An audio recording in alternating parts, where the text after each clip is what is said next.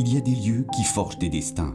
Le CFA, depuis 30 ans, a façonné des générations de jeunes artisans calédoniens. Mais en mai 2024, tout s'est effondré. En une nuit, notre centre de formation est parti en fumée. Effectivement, ça a été un choc. 27 ans dans ma petite salle sympathique où effectivement il y avait tout, on avait quand même des ateliers qui étaient extraordinaires. Le CFA plus la boucherie, pour moi tout était fini. J'étais au plus bas quoi, mais vraiment. On venait de fêter les 30 ans du CFA l'année dernière et du coup voilà, ça a un sentiment d'énorme gâchis pour la jeunesse calédonienne.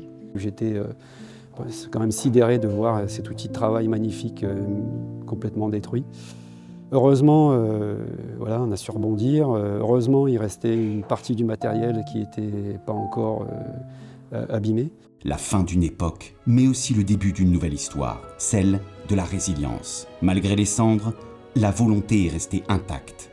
D'un autre côté, c'est triste ce qui nous arrive, mais on a aussi découvert une solidarité et surtout des jeunes archi motivés. C'était le plus impliqué, Christophe. C'était le premier à répondre présent. Les routes étaient bloquées, il arrivait à contourner les barrages, il prenait des risques quand même.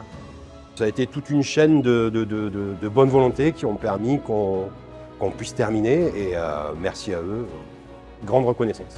Je suis admiratif en fait de leur comportement. Parce que, pardon, mais d'avoir 18 ans, d'avoir 20 ans,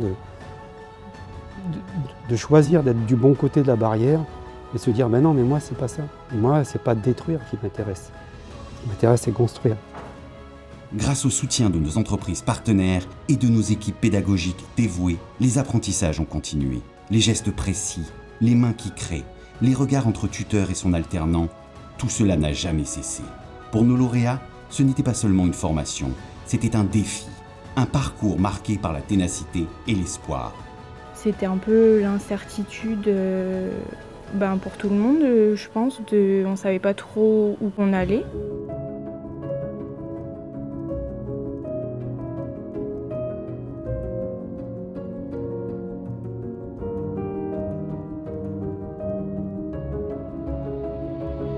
Niveau professionnel, on a eu beaucoup de chance et 2 semaines après le début des émeutes, quand il y a eu le petit calme, on a pu déjà reprendre la production. Je pensais que c'était terminé et tout, mais pas du tout. Donc vers la fin, on a vu qu'en fait, ils ont quand même pas mal taffé et tout, et on a pu recommander les cours en septembre, il me semble. Aujourd'hui, nous célébrons leur réussite. Alors, je pense que j'ai toujours été fière des jeunes, au fur et à mesure, mais particulièrement effectivement cette année, je serai... C'est vraiment un grand bravo, un grand merci et une grande fierté de tout ce qu'ils ont fait en fait. Le métier qu'ils apprennent, ils l'aiment. J'ai hâte de pouvoir les féliciter pour leur diplôme à la cérémonie et de leur dire à quel point je suis fière d'eux. Alors je ne sais pas s'il a son CAP, mais j'y crois. Et il faut savoir qu'il a déjà un contrat pour l'année prochaine, on le reprend, il est embauché en tant que salarié. Ce succès est aussi celui de nos entreprises partenaires qui ont ouvert leurs portes, offert leurs locaux et partagé leur savoir. C'est, comme on le dit souvent aux maîtres d'apprentissage, un gros merci à eux et puis à nos formateurs aussi. Si j'avais un mot, ça serait que j'ai beaucoup aimé travailler avec eux, vu que là j'arrive à la fin de mon contrat. Mais vraiment une très bonne équipe et une très bonne ambiance. C'est un très très bon formateur, il sait où il veut nous emmener, et puis il va tout faire pour qu'on réussisse, quoi. Et c'est ce qu'il a fait, il a tout fait pour qu'on réussisse, il nous a donné tous les outils, tous les moyens, donc maintenant ça tient vraiment qu'à nous, quoi. Ensemble, nous avons relevé le défi de la continuité. Unis par la passion, la transmission et la persévérance, nous avons fait renaître ce lien précieux entre formateurs et alternants.